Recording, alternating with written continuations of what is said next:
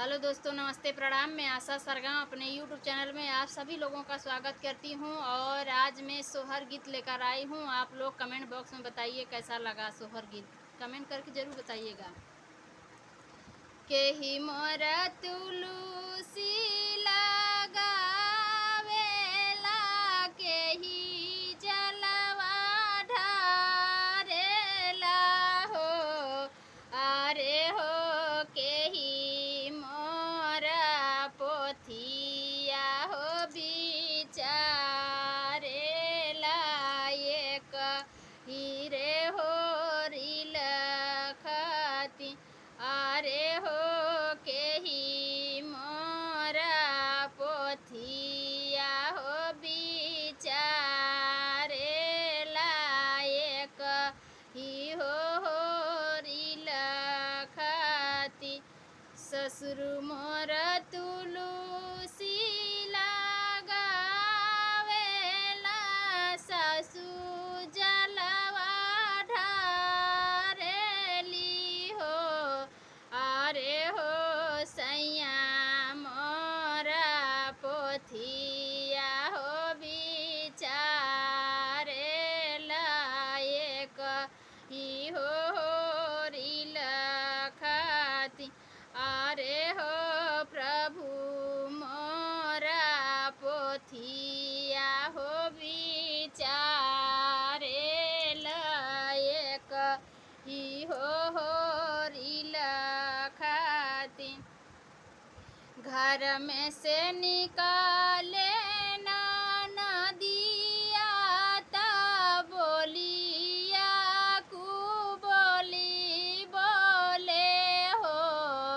हे भैया के तानो तू पोथिया हो बिचरावा हो रिला, नाही होई ना हो।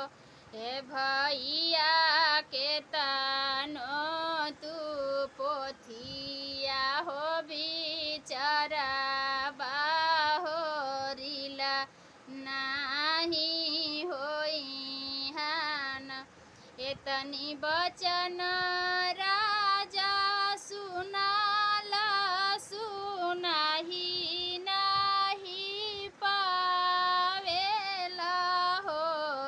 हे राजा गोड़े मुड़े तानेला हो, चदरिया सुतेला गाजा ओ भर। हे राजा गोड़े मुड़े तानेला हो, चदरिया सुतेला गाजा ओ भर। एतनी बचन तिरिया सुनाली, सुनाही नाही पावेली हो। हे राजा कवना संकट तोहके परल, सुतेला गाजा ओ भर।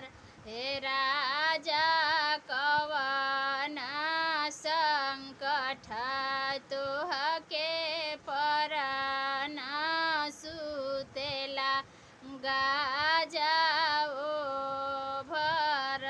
बोलिया तू बोले लुए धना, बोलही ना जाने लू हो।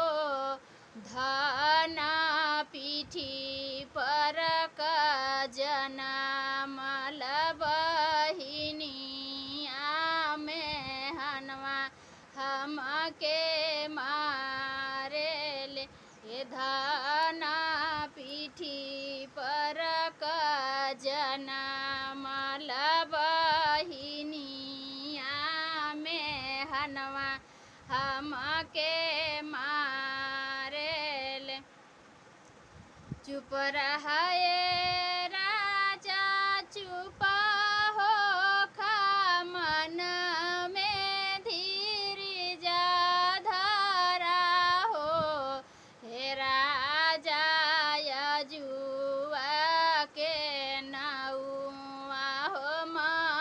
महीनावा हो रील हमके होई हम हलिया उठी सोहर हे राजा जुआ के नवाही हो महीनावा हो रील हमके